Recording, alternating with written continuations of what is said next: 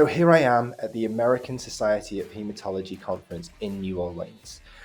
This is Pharma's big opportunity to engage with hematologists from all over the world with their promotional content as well as their medical education and data releases. I've been getting loads of insights and tips on what companies are doing well and what they're doing not so well, so that I can provide these insights to you so that we can learn together as a community and find out how we can better do our marketing and do our communications at big conferences like this. So I'm going to start right at the beginning, which is in the build up to a Congress. There's a really good tip around using Google AdWords. So some of the companies who were being really smart were bidding on Google AdWords around the Congress, like ASH 2022 Abstracts or ASH 2022 Congress. And when you search that on Google, they've been bidding on those keywords so that their company information comes up when doctors are searching for that information. So here's a good example where Novartis have been bidding for keywords, and you can see on my search, Novartis comes up right at the top above the Congress information, and there's an opportunity for me to engage.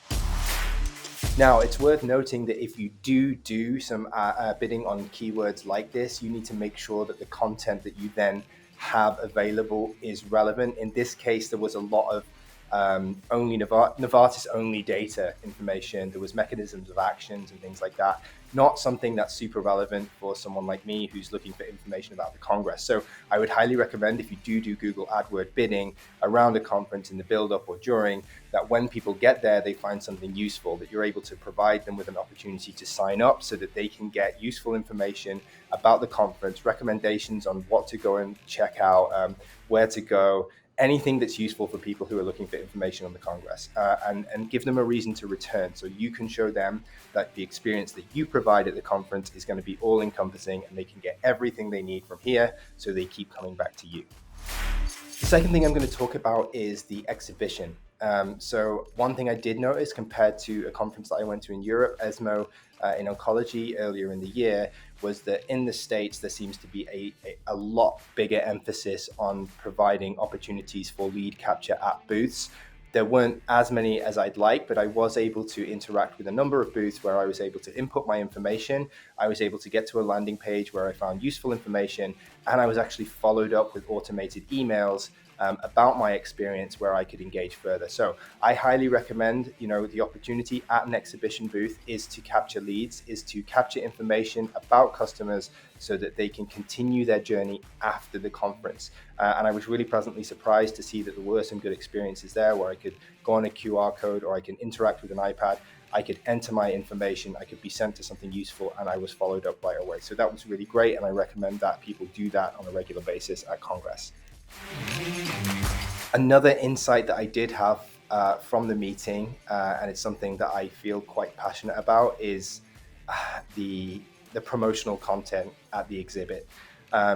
It's amazing how much money is spent on these booths, and what I did see was some incredibly audacious, expensive exhibition booths with massive screens.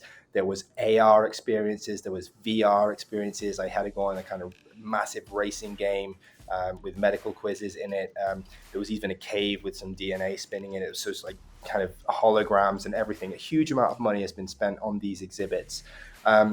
What I did find a little bit frustrating is that I don't think that any of the clinicians actually care that much about this stuff. Some of it is quite fun, but I don't think people are coming to the exhibit for anything other than a coffee, if I'm honest. And it feels like the amount of money that's spent on these booths, how are you going to capture the return on investment for it? I do think there is a huge missed opportunity here. If we think about why clinicians go to a hematology conference like this, they go for scientific exchange, they go for networking opportunities, they go there to learn, they go to access data.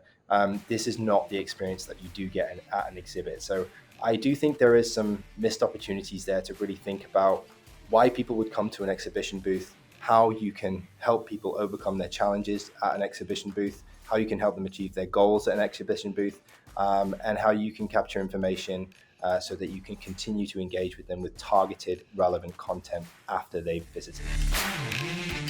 One of the best examples that I did see of providing a really good experience at the exhibition booth was one of the companies presented a gallery with patient voices on. So you could go up to the booth You could see how a patient's voice had been digitally recreated into an art form. You could see a portrait of that patient. It was a very calming experience. You could sit on a bench and you could listen to that patient talk.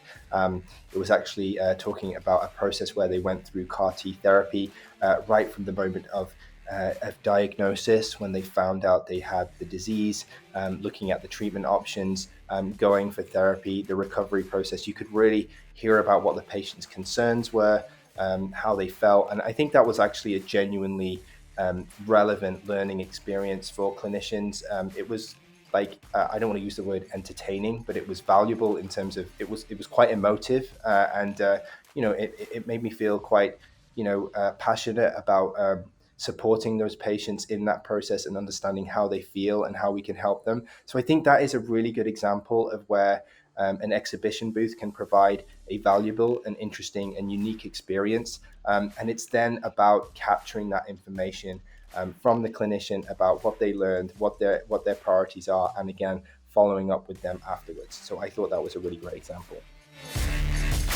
I was also really impressed. I think with the sales reps at the exhibit here in the US compared to what we see in Europe. I noticed when I was at ESMO, I was walking around the booths and people just wouldn't interact with me. People wouldn't ask how I was doing.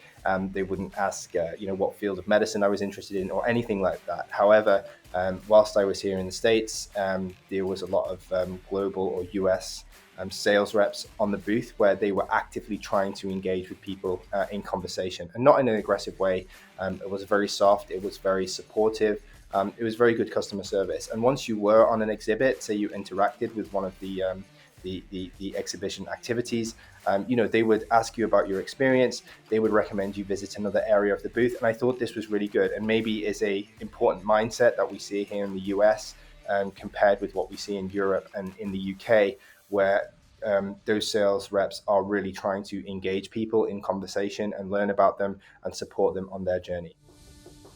And last but not least, I think that it's really important to be able to follow what's going on at a conference. I think if you are someone who's in industry or in an agency like me, you're going to spend a lot of your time walking around, having business meetings and things like that. And you're actually not going to spend much time in the sessions where you can actually learn from doctors about your therapy area and really get those valuable experiences. So it's really important that you find a way to get that information from the Congress and what you want to look at. And I would highly recommend, in this case, there's a channel called VJ Hemonc in the hematology space.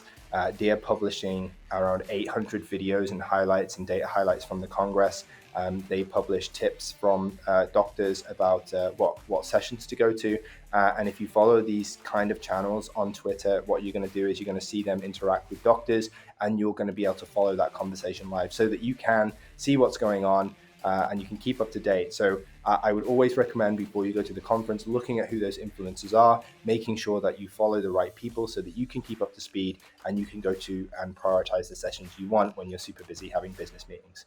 So those are all my insights from the ASH Congress. I hope that there was some useful information there. I appreciate I've just provided a kind of top level, but I do have loads of images and resources around lead capture and my experiences around those exhibits. And if you would like to interact with me, you would like me to share some of my insights in a more detailed way, so please do get in touch via the website, brandcasthealth.com, and I'm always happy to set up a chat and talk to you a little bit more about my experiences.